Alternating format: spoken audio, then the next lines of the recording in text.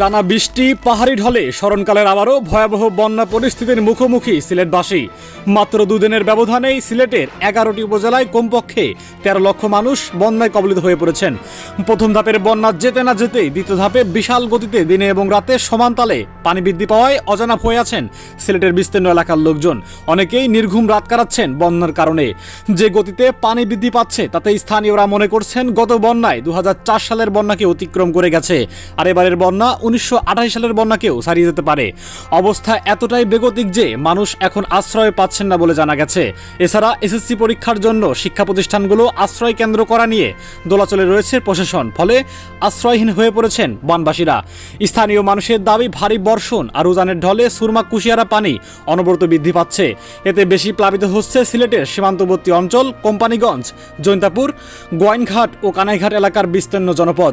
বিশাল স্রোত ও বানের জলে ভেসে যাচ্ছে কাঁচা ও টিনশেড বাড়িঘর। অনেক জায়গায় নদী ভাঙনও দেখা দিয়েছে। এরই মধ্যে মুহূর্তেই কয়েক লক্ষ মানুষ পানিবন্দী হয়ে পড়েছেন বলে জানা গেছে।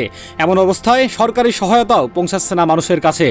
জানা গেছে এই দ্বিতীয় দফা বন্যার পানি নিচু এলাকায় অনেক বসতবাড়িতে পানি প্রবেশ করে জনজীবন বিপর্যয় হয়ে পড়েছে।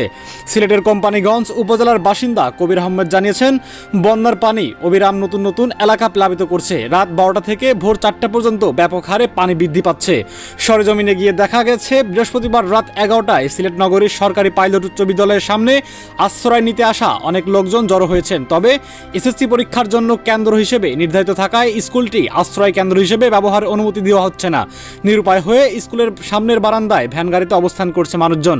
গত কয়েকদিনের অবিরাম বৃষ্টি ও উজান থেকে নেমে আসা ঢলে জেলা ও মহানগরীর অধিকাংশ জনপদ ডুবে গেছে। এরই মধ্যে চরম দুর্ভোগ ও সবচেয়ে অসহায় অবস্থায় পড়েছেন কোম্পানিগঞ্জ উপজেলার বাসিন্দারা।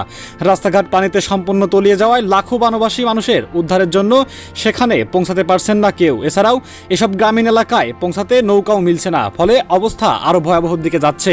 এভাবে চলতে থাকলে সিলেটের কিছু কিছু এলাকার মানুষ বন্যার ভয়ে জায়গা জমি ত্যাগ করে অন্যত্রে চলে যাওয়ার সিদ্ধান্ত নিতে পারে।